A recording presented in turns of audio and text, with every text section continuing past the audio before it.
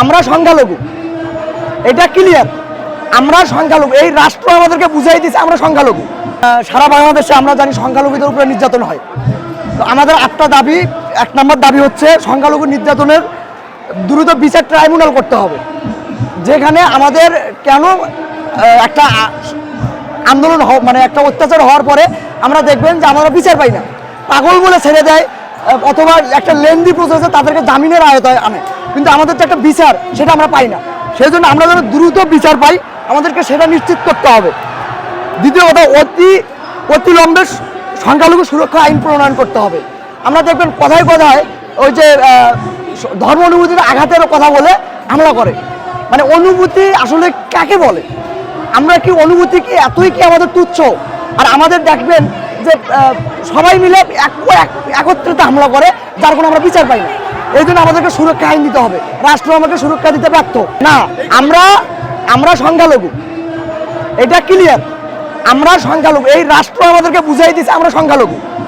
আমরা যদি সংবিধানের সংখ্যালঘু নাই, কিন্তু রাষ্ট্র আমাদেরকে বুঝাইছে, প্রতিটা জায়গায় রাষ্ট্র আমাদেরকে বুঝাইছে আমরা সংখ্যালঘু। কিভাবে বলি, আমরা যদি দেবত্ব কোনো জায়গাতে যদি আমরা পূজা করতে যাই, দেখবেন যে এখন বাংলাদেশে 80টা জায়গার মধ্যে 100টা জায়গার মধ্যে 80টা জায়গা আমাদের পূর্বপুরুষের জায়গাতে। স্কুল, কলেজ, সরকারি ভবন, বেসরকারি ভবন আমাদের পূর্বপুরুষের জায়গাতে হয়েছে, কিন্তু আমাদের জায়গাতে আমাদের একটা প্রার্থনার জায়গা নেই। কারণ কি? আমরা সংখ্যালঘু, এটাতে কোনো দ্বিমত নাই। যদি কেউ বলে যে আমরা সংখ্যালঘু নই, তাহলে তাদের সাথে আমার বাঁচবে। আমরা সংখ্যালঘু, রাষ্ট্র আমাদেরকে বুঝাইছে আমরা সংখ্যালঘু। আমরা এখন আমাদের দাবি চাই। আমাদের 8 দফার মধ্যে আমি 8 দফার মধ্যে প্রথম 2টা বলছি। 3 নম্বর দাবি হচ্ছে সংখ্যালঘু বিষয়ক মন্ত্রণালয় গঠন করতে হবে। আপনি পাকিস্তানের দিকে দেখেন, পাকিস্তানে মাত্র 1% হিন্দু, সেখানে সংখ্যালঘু মন্ত্রণালয় আছে। যারা কথা বলতে পারে, কোনো একটা অত্যাচার হলে তারা সেই সংখ্যালঘু মন্ত্রণালয়ের মাধ্যমে সরকারকে বলতে পারে, সংসদে তারা কথা বলতে পারে। আমাদের কি আছে? বলেন তো, আমাদের আছে? আমাদের কি থাকার দায়িত্ব না? পার্শ্ববর্তী দেশ ভারতেও আছে। ভারতে কথায় কথায় ভারত, সেই ভারতকে আপনারা সবাই আমাদেরকে ভারত দেখান। সেই ভারতের সংখ্যালঘুর আইন আছে, সংখ্যালঘু মন্ত্রণালয় আছে, মুসলিম ভোট আছে।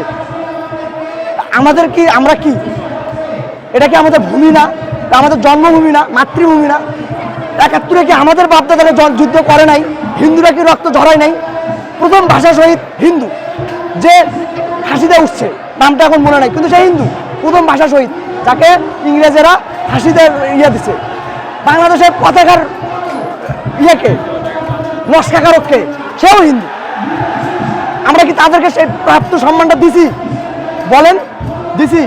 তাদেরকেও আমরা সংখ্যালঘু হিসেবেই সাইড করে রাখছি। আমরা সংখ্যালঘু, এটাতে কোনোই মত নাই। অতএব আমাদের 8 দফা দাবি বাস্তবায়ন করতে হবে। এই যে আওয়ামী লীগ সরকার গত 14 বছর 15 বছরে সংখ্যালঘু নাই বলে আমাদেরকে টুপি পরাইছে। আপনারা দেখবেন অনেকেই বলে যে আমরা আন্দোলন করিনি, এত বছর করেছিলাম। আপনারা অতীতটা ঘাটা দেখেন, আমরা তখনও ছিলাম, আমরা মাঠে তখনও ছিলাম, এখনও আছি।